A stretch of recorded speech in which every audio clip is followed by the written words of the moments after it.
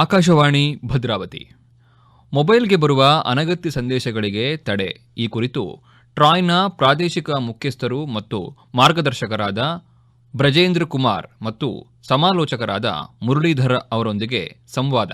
ಪ್ರಸ್ತುತಿ ಭದ್ರಾವತಿ ಆಕಾಶವಾಣಿ ಕೇಂದ್ರದ ಕಾರ್ಯಕ್ರಮ ಮುಖ್ಯಸ್ಥರಾದ SR ಭಟ್. ಕೇಳಿದ್ರೆ ಆಂಡ್ರಾಯ್ಡ್ ಮೊಬೈಲ್ ನಮ್ಮ ಕೈಯಲ್ಲಿದ್ದರೆ ಜಗತ್ತೇ ನಮ್ಮ ಕೈಯಲ್ಲಿ ಇದ್ದ ಹಾಗೆ ಅಂತ ಹೇಳ್ತೀವಿ. ಆದರೆ ಆಗಾಗ ನಮಗೆ ಮೊಬೈಲ್ಗಳು ಒಂದು ರೀತಿಯಲ್ಲಿ ಕಿರಿಕಿರಿಯನ್ನು ಉಂಟು ಮಾಡುವಂಥದ್ದಿರುತ್ತೆ. ಅನಗತ್ಯ ಸಂದೇಶಗಳು ಬರುತ್ತೆ, ಅನಗತ್ಯ ಕರೆಗಳು ಬರುತ್ತೆ. ಇವುಗಳನ್ನೆಲ್ಲ ತಡೆಯೋದಕ್ಕೆ ಏನೆಲ್ಲ ಮಾರ್ಗವನ್ನು ಕಂಡುಕೋಬಹುದು ಅನ್ನೋದಕ್ಕೆ ಸಂಬಂಧಪಟ್ಟ ಹಾಗೆ ನಾವು 2 ವಾರಗಳಿಂದ ನಿಮಗೆ ಮಾಹಿತಿಯನ್ನು ತಿಳಿಸ್ತಾ ಇದ್ದೀವಿ. ಈ ಮಾಹಿತಿಯನ್ನು ನಮ್ಮೊಟ್ಟಿಗೆ ನಿಮ್ಮೊಟ್ಟಿಗೆ ಹಂಚ್ಕೋತಾ ಇದ್ದಂಥವರು ದೂರ ಸಂಪರ್ಕ ನಿಯಂತ್ರಣ ಪ್ರಾಧಿಕಾರ ಅಂದರೆ ಟ್ರಾಯ್ನ regional head and advisor Brajendra Kumar, ಹಾಗೆಯೇ ಸಮಾಲೋಚಕರಂತ ಮುರಳೀಧರ್ ಅವರು. ಕಾರ್ಯಕ್ರಮಕ್ಕೆ ಪುನಃ ತಮ್ಮಿಬ್ರಿಗೂ ಕೂಡ ಸ್ವಾಗತ. ನಮಸ್ಕಾರ. ನಮಸ್ಕಾರ. ಬ್ರಜೇಂದ್ರ ಕುಮಾರ್ ಅವರೇ, ತಾವು ಈ 4 ರಾಜ್ಯಗಳ ರೀಜನಲ್ ಹೆಡ್ ಆಗಿ ಟ್ರಾಯ್ನಲ್ಲಿ ಕೆಲಸ ಮಾಡ್ತಾ ಇದ್ದೀರಿ. ನಮ್ಮ ಹಿಂದಿನ 2 ವಾರದ ಕಾರ್ಯಕ್ರಮದಲ್ಲಿ ನಾವು ಮೊಬೈಲ್ಗೆ ಬರತಕ್ಕಂತಹ ಅನಗತ್ಯ ಸಂದೇಶಗಳನ್ನು ಹೇಗೆ ತಡೆಯಬಹುದು ಅನ್ನೋದಕ್ಕೆ ಟ್ರಾಯ್ ಕಾರ್ಯಕ್ರಮ ಕೈಗೊಂಡಿದೆ ಅಂತ ಹೇಳ್ತಾ ಇದ್ವಿ. ಹಾಗೆ ಅನಗತ್ಯ ಸ್ಪಾಮ್ ಕರೆಗಳು ಕೂಡ ಬರುತ್ತೆ. ಈ ಕರೆಗಳನ್ನು ಕೂಡ ನಿಯಂತ್ರಣ ಮಾಡೋದಕ್ಕೆ ಸಾಧ್ಯನಾ ಅಂತ ಹಿಂದಿನ ವಾರ ಚರ್ಚಿಸ್ತಾ ಇದ್ವಿ. ಈಗ ಅದನ್ನು ಮುಂದುವರಿಸಿ ನಮ್ಮ ಕೇಳುಗರಿಗೆ ಹೆಚ್ಚಿನ ಮಾಹಿತಿಯನ್ನು ಕೊಡೋಣ. ಹಿಂದಿನ ವಾರ ಈ ರೀತಿಯ ಅನಗತ್ಯ ಕರೆಗಳು ಮತ್ತು ಸಂದೇಶಗಳಿಗೆ ತಡೆಗಟ್ಟೋದಕ್ಕೋಸ್ಕರವಾಗಿ ಟ್ರಾಯ್ ಹಲವಾರು ಇನಿಷಿಯೇಟಿವ್ಗಳನ್ನು ತೆಗೆದುಕೊಂಡಿದೆ ಅಂತ ಹೇಳ್ತಾ ಇದ್ರಿ. ಈಗ ಬ್ರಜೇಂದ್ರ ಕುಮಾರ್ ಅವರೇ, what are the other initiative being taken by TRAI to curb the marketing calls? So one thing is that TRAI encourages all the service providers to deploy new techniques, as I said, artificial intelligence, to how to find these suspected, especially voice call spammers. The SMS messages have come down last 1 year. TRAI has been very strict and they have uses, we call it a blockchain platform. So now you will find very few spam message. But voice call is still a problem. So there's there's another mechanism is coming up. We call it CNAP, calling number presentation. Yes. So whenever a phone comes, the name of the person will come on the screen, the name with which he had taken the SIM connection. Same name will come on the phone so that the person who receives the call, he can know who has called.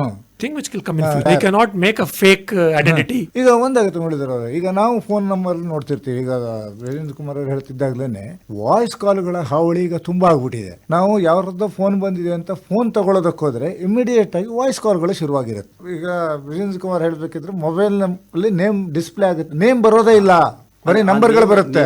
Name ಬರಬೇಕು ಅಂತ ಹೇಳ್ಬಿಟ್ಟು ಒಂದು recommendation devotee ಮಾಡಿದೆ ಟ್ರಾಯಿಂದ. So ಅದು implement ಆದರೆ ಮುಂದೆ ಏನಾಗುತ್ತೆ ಅಂತ ಹೇಳಿದ್ರೆ, ನೀವು ಈಗ ಟೆಲಿಫೋನ್ ತೊಗೊಂಡಾಗ ಸಬ್ಸ್ಕ್ರೈಬ್ ಮಾಡಿದಾಗ ಸೊ ಅಪ್ಲಿಕೇಶನಲ್ಲಿ ಏನು ನೇಮ್ ಫಿಲಪ್ ಮಾಡಿರ್ತೀರ ಆ ನೇಮೇ ನಿಮಗೆ ಬರುತ್ತೆ. ಸೊ ಆ ನಂಬರ್ ಜೊತೆಗೆ ಯಾರು ಕಾಲ್ ಮಾಡ್ತಾ ಇದ್ದಾರೆ, ಸೊ ಆವಾಗ ಗ್ರಾಹಕರಿಗೆ ಒಂದು ಇನ್ಫಾರ್ಮೇಷನ್ ಸಿಗುತ್ತೆ, ಇವ್ರ ಕಾಲ್ ನಾನು ತೊಗೋಬೇಕೋ ಬೇಡವೋ ಅಂತ. ಟೈಮ್ ವೇಸ್ಟ್ ಆಗಲ್ಲ ನಿಮಗೆ.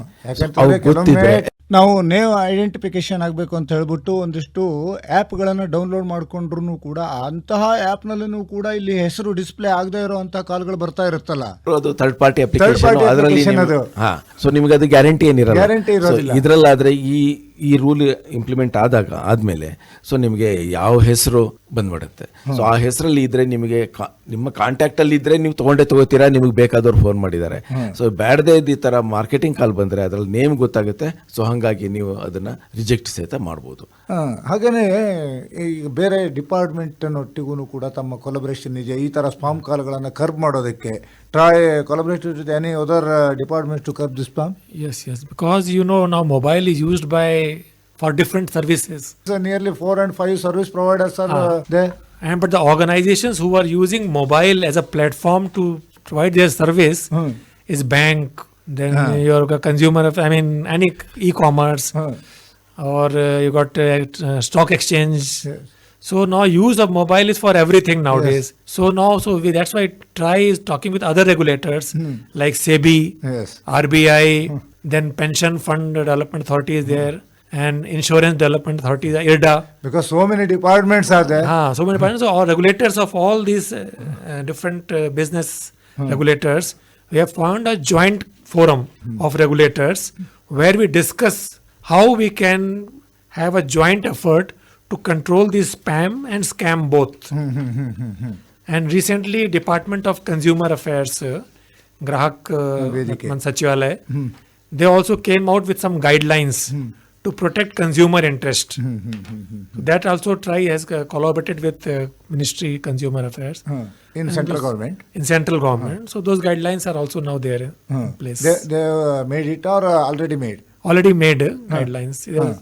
ಒಂದು ಗೈಡ್ಲೈನ್ಸ್ ಅನ್ನು ಮಾಡಿದ್ದಾರೆ ಅಂತಂದಾಗ ಮುರಳೀಧರ್ ಅವರು, ಈ ಗೈಡ್ಲೈನ್ಸ್ ಏನು ಹೇಳುತ್ತೆ? ಸೊ ಈಗ ಜಾಯಿಂಟ್ ಕಮಿಟಿ ಆಫ್ ರೆಗ್ಯುಲೇಟರ್ಸ್ ಅಂತ JCOR ಅಂತ ಏನು ಹೇಳ್ತೀವಿ, ಸೊ ಅದು ಇವಾಗ ಫಾರಮ್ ಮಾಡಿ ಈ ಎಲ್ಲ ರೆಗ್ಯುಲೇಟರ್ಗಳು ನಮ್ಮ ಟ್ರಾಯ್ ಇರ್ಬೋದು, ಟ್ರಾಯ್ ಮೇನ್ ಎಲ್ಲ ರೆಗ್ಯುಲೇಟರ್ಗಳ ಜೊತೆ ಈ ಬ್ಯಾಂಕಿಂಗ್ ರೆಗ್ಯುಲೇಟರ್ RBI ಇರ್ಬೋದು, ಇನ್ಶೂರೆನ್ಸ್ ರೆಗ್ಯುಲೇಟರ್ IRDA ಇದೆ, ಈಗ SEBI ಸ್ಟಾಕ್ ಎಕ್ಸ್ಚೇಂಜ್ ರೆಗ್ಯುಲೇಷನ್ SEBIನವ್ರು ಏನು ಮಾಡ್ತಾರೆ, ಸೊ ಇವ್ರಿಗೆಲ್ಲದಕ್ಕೂ ಮೇನ್ ಯೂಸೇಜ್ ಮೊಬೈಲ್. ಸೊ ಇವರೆಲ್ಲ ಉದ್ದೇಶನೂ ಇವ್ರಿಗೆಲ್ಲ ಈಗ ಫಾರ್ ಎಕ್ಸಾಂಪಲ್ ಇನ್ಶೂರೆನ್ಸಲ್ಲಿ ಮೋಸ ಹೋಗ್ತಾ ಇದ್ದಾರೆ ಜನ, ಅಥವಾ ಈ ಕ್ರೆಡಿಟ್ ಕಾರ್ಡ್ ಡಿಪಾರ್ಟ್ಮೆಂಟ್ ಕ್ರೆಡಿಟ್ ಕಾರ್ಡ್ಸ್ಗಳು ಏನಿರ್ಬೋದು, ಬ್ಯಾಂಕಿಂಗ್ ರೆಗ್ಯುಲೇಟರ್ RBI, ಸೊ ಇವರೆಲ್ಲ ಮಾಡಿಕೊಂಡು ಒಂದು JCOR, ಸೊ ಇದನ್ನು ಹೇಗೆ ಕಂಟ್ರೋಲ್ ಮಾಡ್ಬೋದು ಅಂತ ರೆಗ್ಯುಲರ್ ಆಗಿ ಮೀಟಿಂಗ್ಸ್ ಆಗ್ತಾ ಇದೆ. ಸೊ ಆ ಮೀಟಿಂಗ್ನಲ್ಲಿ ಇವರೆಲ್ಲ ಸಹಿತ ಪಾರ್ಟಿಸಿಪೇಟ್ ಮಾಡ್ತಾರೆ. ಸೊ ಇದರಿಂದ ಟ್ರಾಯ್ ಏನೇನು ಪ್ರಿಕಾಷನರಿ ಮೆಜರ್ ತಗೋಬಹುದು ಅದನ್ನು ತಗೊಳ್ತಾ ಇದೆ, ಸೊ ಅದನ್ನು ಎಲ್ಲರಿಗೂ ಗೊತ್ತಾಗ್ತಾ ಇದೆ. ಸೊ ಈ ಎಲ್ಲರ ಜೊತೆಗೂ ಕೈ ಜೋಡಿಸಿ ಗ್ರಾಹಕರಿಗೆ ಒಂದು ಒಳ್ಳೆ ಸರ್ವಿಸ್ ಕೊಡ್ಬೋದು ಅನ್ನೋದ್ರ ಬಗ್ಗೆ ಅದು ನಿಮ್ಮ ಟ್ರಾಯ್ ಮೋಟೋ ಕೂಡ ಅದೇನೆ. ಹೌದು, ಅದು ಒಳ್ಳೆ ಎಲ್ಲ ಕನ್ಸ್ಯೂಮರ್ಸ್ ಏನಿದಾರೋ ಅವರೆಲ್ಲರನ್ನು ಕೂಡ ಆದಷ್ಟು ಸೇಫ್ ಆಗಿ ಇಡಬೇಕು ಅಂತ ನೀವು ಟ್ರೈ ಮಾಡ್ತಾ ಇರ್ತೀವಿ. ಅವ್ರ ಹಿತರಕ್ಷಣೆ ಕಾಯ್ದುಕೊಳ್ಳಿಸ್ಕೋರ ಇಷ್ಟೆಲ್ಲ ಮಾಡ್ತಿರೋಂಥ ಸಮಯದಲ್ಲಿ ಇತ್ತೀಚಿನ ದಿನದಲ್ಲಿ ಒಂದು ಮೇಜರ್ ಪ್ರಾಬ್ಲಮ್ ಇರೋದು ಸೈಬರ್ ಫ್ರಾಡ್. ಈ ಸೈಬರ್ ಫ್ರಾಡು ಏನಾಗ್ತಾ ಇದೆ ಅಂತಂದ್ರೆ ಇಂಟರ್ನೆಟ್ ಮುಖಾಂತರನೂ ಆಗ್ತಾ ಇದೆ, ಫೋನ್ ಮುಖಾಂತರನೂ ಆಗ್ತಾ ಇದೆ. How you prevent this days the cyber fraud? First think now ಜಾಗತಿಕವಾಗಿ 5.3 ಶತಕೋಟಿ internet users. 5.3 billion internet users. 5.3 billion internet users. So, and 4.76 billion social media users. Both ಸುಮಾರು 60% ವಿಶ್ವ ಜನಸಂಖ್ಯೆ. Total world population 60% total internet and social media users. ಹೌದು. And ಭಾರತದಲ್ಲಿ 85 ಕೋಟಿ internet users. 850 millions. 850 millions. That much internet users. And every Chandadaru in India, monthly data usage is 17 GB. Prati Chandadaru usage is there. And 93% village ಭಾರತದಲ್ಲಿ mobile broadband coverage ಇದೆ. ಹೌದು. So much internet penetration all over country. Now with this, the awareness level among the users and public has gone up, but it has not that same pace at which the risk is now come up. Risk is more now. Risk is now more because here you get everything within few minutes. Money transfer can happen with 2-3 press of buttons. Yes, one is great achievement over India. Yes, but same time we are facing a problem. Earlier to send money you need 1 day to go to bank, to go to post office. Now within seconds you can send money. Yes. So cyber frauds also happen within seconds. So you convince you and you are send money immediately without thinking or discussing with your friends and relatives to send or not to send. So that is why the way we have progressed fast, these things have also gone that speed. Even cyber crime is also speed more than our achievement. Sir, ಈಗ ಮುರಳೀಧರ್ ಅವರು ಈಗ ಬ್ರಿಜೇಂದ್ರ ಕುಮಾರ್ ಅವರು ಹೇಳ್ತಿರ್ಬೇಕಿದ್ರೇನೆ ಹೇಳ್ತಾ ಇದ್ರು, ಈ ಸುಮಾರು ಭಾರತದಲ್ಲಿ 60% population ಈ ತರ ಸೋಷಿಯಲ್ ಮೀಡಿಯಾ ಯೂಸ್ ಮಾಡ್ತಾ ಇದ್ದಾರೆ ಅಂತಂದಾಗ ಒಂದು ರೀತಿಯಲ್ಲಿ ಯೂಸೇಜ್ ಮಾಡ್ತಾ ಇರೋದು ಇಡೀ ಜಗತ್ತಿನಲ್ಲಿ ಬಹಳ ಇಂಟರ್ನೆಟ್ ನಮ್ಮಲ್ಲಿ ಫಾಸ್ಟ್ ಆಗಿ ಹೋಗ್ತಿದೆ. ಅದು ಒಂದು ರೀತಿಯಲ್ಲಿ ಸಂತೋಷ ಪಡುವಂತ. ಅದೇ ಸಮಯದಲ್ಲಿ ನಮಗೆ ಫ್ರಾಡ್ಗಳಾಗ್ತಾ ಇರೋದು ಕೂಡ ಅಷ್ಟೇ ದೊಡ್ಡ ಸಮಸ್ಯೆ. ಇಡೀ ಪ್ರಪಂಚದಲ್ಲಿ ಭಾರತದ ಅತಿ ಕಡಿಮೆ ಚಾರ್ಜಸ್ಸು ಟೆಲಿಕಾಂ ಚಾರ್ಜಸ್ಸು ನೀವು ನೋಡಿದಾಗೆ.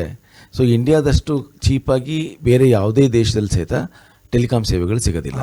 ಸೊ ಅಷ್ಟಿದ್ದಾಗ ಈಗ ಏನಾಗಿದೆ ಅಂತ ಹೇಳಿದ್ರೆ ಪ್ರತಿ ಹಳ್ಳಿನಲ್ಲೂ ನಿಮಗೆ 4G ಸಿಗುತ್ತೆ, 3G 5G ಸಹಿತ ಈಗ ಇಂಪ್ಲಿಮೆಂಟ್ ಆಗ್ತಾ ಇದೆ. ಸೊ ಎಲ್ಲರಿಗೂ ನೀವು ನೋಡಿದಾಗೆ ನೋಡಿ 17.1 GB ಹೌದು ತಿಂಗಳ usage. Average usage is 17.1 GB. So ಇಷ್ಟಿದ್ದಾಗ ಅವ್ರದ್ದು ಎಷ್ಟು ಸೋಷಿಯಲ್ ಅವೇರ್ನೆಸ್ ಇದೆ ಇಂಡಿಯಾದಲ್ಲಿ ಅನ್ನೋದು ನಿಮಗೆ ಗೊತ್ತಾಗುತ್ತೆ. ಸೊ ಈ ಥರ ಅವೇರ್ನೆಸ್ ಇದ್ದಾಗ ಎಷ್ಟು ಬಹಳವಾಗಿ ದುಡ್ಡು ಕಳಿಸ್ಬೋದು ಅಂತ ಹೇಳಿದ್ರೆ ಅಷ್ಟೇ ಸುಲಭವಾಗಿ ದುಡ್ಡನ್ನು ಸಹಿತ ಕಳ್ಕೊತಾ ಇದ್ದಾರೆ. ದುಡ್ಡನ್ನು ಕಳ್ಕೊತಾ ಇರೋದು. ಆಮೇಲೆ ಬಹಳಷ್ಟು ಇನ್ನೊಂದು ಪ್ರಾಬ್ಲಮ್ ಬರ್ತಾ ಇರೋದು ಈ ಫಿಶಿಂಗ್ ಆ್ಯಕ್ಟಿವಿಟಿ ಇದೆಯಲ್ಲ. ಫಿಶಿಂಗ್ ಆ್ಯಕ್ಟಿವಿಟಿಯಲ್ಲಿ ಅದರಲ್ಲೂ ಕೂಡ SMS ಆ್ಯಂಡ್ ವಾಯ್ಸ್ ಕಾಲ್ ಬಹಳ ಪ್ರಾಮಿನೆಂಟ್ ಆಗಿ ಈಗ ಬರ್ತಾ ಇರೋದನ್ನು ನೋಡ್ತೀವಿ ನಮ್ಮ ಮೊಬೈಲ್ಗಳಿಗೆ. ವೀರೇಂದ್ರ ಕುಮಾರ್ ಅವರು, ಇದಕ್ಕೆ ಯಾವ ಥರ ಪ್ರಿಕಾಷನರಿ ಮೆಜರ್ ತೊಗೊಂಡಿದ್ದೀರಿ? Phishing activity, either SMS or voice. So what happens is we believe, a normal customer grahak believes whatever SMS or call comes, it coming from the person who is name is coming. ಹಾಂ, But phishing means it may not be the same. Yes So SMS can be from some fraud. Yes Voice call maybe from some. He says I am calling from Mumbai police station, but he may be calling from somewhere else, or even local area. local area. So customer has to be very cautious ki when he is picking up the call or reading any message, it may not be from the same person or same what he telling or what is in the appearing. So he has to be cautious and check before revealing any personal information, any bank account information. He should be double cautious before accepting what he hears, what he sees. ಈಗ ಮುರಳೀಧರ್ ಅವರೇ, ಇದು ನಮ್ಮ ಗ್ರಾಹಕರಿಗೆ ಅತಿ ಮುಖ್ಯವಾಗಿ ತಿಳಿದಿಟ್ಕೊಳ್ಳೇಬೇಕಾದಂಥ ವಿಷಯ. ಅಂದರೆ ಈಗ ನಾನು ಮೊದಲೇ ಆರಂಭದಲ್ಲಿ ಹೇಳ್ತಾ ಇದ್ದೆ, ಪ್ರತಿಯೊಬ್ಬರು ಮೊಬೈಲನ್ನು ಇಟ್ಕೊಂಡ್ಬಿಟ್ಟಿದ್ದಾರೆ ಅಂತ. ಮೊಬೈಲಿಗೆ ಯಾರು ಕಾಲ್ ಬರುತ್ತೋ ಯಾರು ಕಾಲ್ ಬರೋದಿಲ್ವೋ ಗೊತ್ತಿಲ್ಲ. ಅದರಲ್ಲೂ ಇತ್ತೀಚಿನ ದಿನದಲ್ಲಿ ವಾಯ್ಸ್ ಕಾಲ್ಗಳು ಬರ್ತಾ ಇದೆ, SMS ಬರ್ತಾ ಇರುತ್ತೆ. ಈ ಸಮಯದಲ್ಲಿ ಯಾವ ರೀತಿಯಲ್ಲಿ ಎಚ್ಚರಿಕೆಯಿಂದ ಇರಬೇಕು? ಈಗಾಗಲೇ ಹೇಳಿದಂಗೆ ಈ ಫ್ರಾಡ್ಸ್ಟರ್ಸ್ ಏನಿದೆ, ಸೊ ನಿಮಗೆ ಇನ್ನೊಂದು ವಿಷಯಗಳು ನಾವು ಅಬ್ಸರ್ವ್ ಮಾಡಿರ್ಬೋದು. ಈಗ ಪ್ರತಿಯೊಂದು ಡಿಪಾರ್ಟ್ಮೆಂಟ್ ಪ್ರತಿಯೊಂದು ಬ್ಯಾಂಕ್ ಆಗಲಿ, ಅವರು ನೀವು ಯಾವುದೇ ಜೊತೆಗೆ OTP ಶೇರ್ ಮಾಡಬೇಡಿ ಅನ್ನೋದನ್ನು ಭಾಳಷ್ಟು SMS ಮುಖಾಂತರ ಕಳಿಸ್ತಾ ಇರ್ತಾರೆ. ಗವರ್ಮೆಂಟ್ ಕಂಪನೀಸ್ ಎಲ್ಲಾದರೂ ಕಳಿಸ್ತಾ ಇರ್ತಾರೆ, ಹೇಳ್ತಾ ಇದ್ದಾರೆ. ಹಾಂ, ಸೊ ಇವಾಗ ನೀವು ಅಬ್ಸರ್ವ್ ಮಾಡಿದಾಗ ಈಗ OTP ಪ್ರತಿಯೊಂದಕ್ಕೂ ಈಗ OTP ಬೇಕಾಗಿದೆ. ನೀವು ಯಾವುದೇ ಒಂದು ಬ್ಯಾಂಕ್ ಟ್ರಾನ್ಸಾಕ್ಷನ್ ಮಾಡಲಿ, ಆನ್ಲೈನ್ ಪ್ಲಾಟ್ಫಾರ್ಮಲ್ಲಿ ಪರ್ಚೇಸ್ ಮಾಡಬೇಕು ಅಂದರೆ ನಮಗೆ OTP ಬೇಕು. ಸೊ ಹೀಗೆ ಆಗಿರೋದ್ರಿಂದ ನೀವು ಯಾವುದೇ OTPಗಳು ಬಂದಾಗ ಇನ್ನೊಬ್ಬರ ಜೊತೆ ಶೇರ್ ಮಾಡಬೇಡಿ ಅನ್ನೋದನ್ನು ತಿಳಿಸ್ಕೊಡ್ತಾ ಇದ್ದಾರೆ. ಸೊ ಈ ಫ್ರಾಡ್ಸ್ಟರ್ ಏನು ಮಾಡ್ತಾರೆ, ನಿಮಗೆ ಇವಾಗ ನಾನು ಈ ಬ್ಯಾಂಕಿಂದ ಫೋನ್ ಮಾಡ್ತಾ ಇದ್ದೀನಿ, ಸೊ ಏಜೆಂಟ್ ಅವರು ನಿಮ್ಮ ಇನ್ಫಾರ್ಮೇಷನ್ ಕೊಡಿ, ನಿಮ್ಮ ಕ್ರೆಡಿಟ್ ಕಾರ್ಡ್ ನಂಬರ್ಗಳು ಕೊಡಿ, ಆ ಥರ ಇದ್ದಾಗ ಸೊ ಯಾವುದೇ ಮಾಹಿತಿಯನ್ನು ಶೇರ್ ಮಾಡಬಾರ್ದು ಅಂತ ಹೇಳ್ತೀರಿ. ಆದರೆ ಏನಾಗುತ್ತೆ ಅಂದರೆ ಕೆಲವೊಂದು ಸಾರಿ ಇದು ಎಸ್ಪೆಷಲಿ ನಡೆಯುವಂಥದ್ದು, ಡ್ರೈವ್ ಮಾಡ್ತಾ ಇರಬೇಕಿದ್ರೆ ಫೋನನ್ನು ರಿಸೀವ್ ಮಾಡಿಬಿಡ್ತಾರೆ. ಡ್ರೈವ್ ಮಾಡೋವಾಗ ಫೋನ್ ರಿಸೀವ್ ಮಾಡೋದು ಕೂಡ ಒಂದು ಅಪರಾಧ, ಆದ್ರೂ ಕೂಡ ರಿಸೀವ್ ಮಾಡಿಬಿಟ್ಟಿರ್ತಾರೆ. ಅದು ಸ್ಪಾಮ್ ಕಾಲೋ ಏದು ಅಂತ ನಂಬರ್ ಕೂಡ ನೋಡದೆ ರಿಸೀವ್ ಮಾಡೋದನ್ನ ನೋಡ್ತೀವಿ. ಹೌದು, ನಂಬರ್ ನೋಡ್ಲಿಕ್ಕೆ ಟೈಮ್ ಇರಲ್ಲ, ಆನ್ಸರ್ ಮಾಡಬೇಕಲ್ಲ, ಫಸ್ಟ್ ಯಾವುದೋ ಕಾಲ್ ಬರುತ್ತೆ ಅಂತ ಹೇಳಿ ಆನ್ಸರ್ ಮಾಡಿಬಿಡ್ತೀವಿ. ಇಮಿಡಿಯೇಟ್ ಆಗಿ ಬ್ಯಾಂಕಿಂದ ಮಾಡಿದ್ದೀವಿ, ನಿಮ್ಮ OTP ಹೇಳಿ ಅಂತ ಹೇಳ್ತಾರೆ. ಇಲ್ಲ ಅಂತಂದರೆ ಬ್ಯಾಂಕ್ ಇಮಿಡಿಯೇಟ್ ಆಗಿ ನೀವು ಹೇಳಿಲ್ಲ ಅಂತಂದರೆ ನಿಮ್ಮದನ್ನು ಬ್ಲಾಕ್ ಮಾಡ್ತೀವಿ ಅಂತ ಮೆಸೇಜ್ಗಳು ತುಂಬ ಬರ್ತಾ ಇವೆ. ಇದಕ್ಕೂ ಯಾವ ರೀತಿಯಲ್ಲಿ ಎಚ್ಚರಿಕೆಯಿಂದ ಇರಬೇಕು? ಸೊ ಅದೊಂದು ವಿಚಾರ. ಫಸ್ಟ್ ಈಗ ಯಾವುದಕ್ಕೆ ಇಲ್ಲಿಂದ ಕಾಲ್ ಬರ್ತಾ ಇದೆ, ಸ್ವಲ್ಪ ಪೇಷನ್ಸ್ ಇಟ್ಕೊಳ್ಳೋದು ಒಳ್ಳೆಯದು. ಯಾಕೆಂತ ಹೇಳಿದ್ರೆ ಈಗ ಅವರನ್ನು ಯಾವುದೇ ಇನ್ಫಾರ್ಮೇಷನ್ ಶೇರ್ ಮಾಡಬೇಡಿ ಅಂತ ಹೇಳಿರೋದನ್ನು ಶೇರ್ ಮಾಡಿದ್ರೆ ಖಂಡಿತ ಅದು ಮಿಸ್ಯೂಸ್ ಆಗೋ ಚಾನ್ಸಸ್ ಜಾಸ್ತಿ ಇರುತ್ತೆ. ಸೊ ಹಾಗಾಗಿ ನೀವು ಯಾವುದೇ ಇನ್ಫಾರ್ಮೇಷನ್ ಕೊಡಬೇಕಾದಾಗ ಅವ್ರಿಗೆ ಈ ಕ್ರೆಡಿಟ್ ಕಾರ್ಡ್ ಇನ್ಫಾರ್ಮೇಷನ್ ಆಗಲಿ ಅಥವಾ ನಿಮ್ಮದು OTP ಕೊಡೋದಾಗಲಿ, ಬ್ಯಾಂಕ್ ಅಕೌಂಟ್ ನಂಬರು, ಬ್ಯಾಂಕ್ ಅಕೌಂಟಲ್ಲಿ ಎಷ್ಟಿದೆ ದುಡ್ಡು, ಯಾವ ಬ್ಯಾಂಕು, ಬ್ಯಾಂಕ್ ಎಲ್ಲ ಅವರೇ ಹೇಳ್ತಾರೆ. ನಿಮ್ಮದು ಈ ಥರ SBI ಅಕೌಂಟ್ ನಂಬರ್ ಸಹಿತ ಹೇಳ್ತಾರೆ. ಸೊ ಈ ಅಕೌಂಟ್ ನಂಬರಲ್ಲಿ ನಿಮ್ಮದು ಈಗ ಸಾಯಂಕಾಲದೊಳಗಡೆ ನೀವು ಈಗ ಹೇಳ್ದೆ ಹೋದ್ರೆ ನಾವು ಬ್ಲಾಕ್ ಮಾಡಿಬಿಡ್ತೀವಿ, ನೀವು ಹೇಳ್ದಾಗ ಮೆಸೇಜ್ಗಳು ಬರುತ್ತೆ, ವಾಯ್ಸ್ ಕಾಲ್ಸು ಬರುತ್ತೆ. ಸೊ ಆಗ ನಾವು ಹುಷಾರಾಗಿರೋದು ಒಳ್ಳೇದು. ಮುರಳೀಧರ್ ಅವರ, ನೀವೇನೋ ಹುಷಾರಾಗಿರಿ ಅಂತ ಹೇಳಿದ್ರಿ, ಆದ್ರೂ ಕೂಡ ನಮ್ಮಲ್ಲಿ ಬಹಳಷ್ಟು ಸಾರ್ವಜನಿಕರಿಗೆ ಈ ರೀತಿಯ ಒಂದು ಎಚ್ಚರಿಕೆಯನ್ನು ಎಷ್ಟು ಸಾರಿ ಹೇಳಿದ್ರು ಕೂಡ ನಾವು ಆ ತಪ್ಪುಗಳನ್ನು ಮೇಲಿನ ಮೇಲೆ ಮಾಡ್ತಾನೆ ಇರ್ತೀವಿ. ತಪ್ಪಾಗೋದು ಸಹಜ, ಕೆಲವೊಮ್ಮೆ ಅನಿವಾರ್ಯನೂ ಕೂಡ ಆಗ್ಬಿಟ್ಟಿರುತ್ತೆ.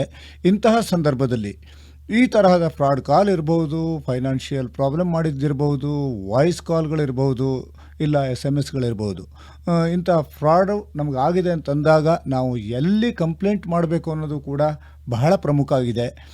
ಇಂದು ಸಮಯ ಆಗ್ತಾ ಇರೋದ್ರಿಂದ ಇಂತಹ ಸಂದರ್ಭಗಳಲ್ಲಿ ಎಲ್ಲಿ ದೂರು ಕೊಡ್ಬೋದು ಅನ್ನೋದಕ್ಕೆ ಸಂಬಂಧಪಟ್ಟಂಥ ನಿಮ್ಮ ಸಂಚಾರ ಸಾಥಿ ಇದೆ ಪೋರ್ಟಲ್ಲು, ಅದೇ ರೀತಿಯಲ್ಲಿ ಚಕ್ಷು ಒಂದು ವಿಶೇಷವಂತ ವಿಂಡೋ ಇದೆ. ಅದೇ ರೀತಿಯಲ್ಲಿ ನಮ್ಮ ಸಾರ್ವಜನಿಕರು ವಹಿಸಲೇಬೇಕಾದಂಥ ಎಚ್ಚರಿಕೆಯ ಕ್ರಮಗಳ ಬಗ್ಗೆನೂ ಕೂಡ ಮಾಹಿತಿಯನ್ನು ನೀಡೋಣ ಅಂತ ಹೇಳ್ತಾನೆ ಮುಂದಿನ ವಾರ ಭೇಟಿಯಾಗೋಣ.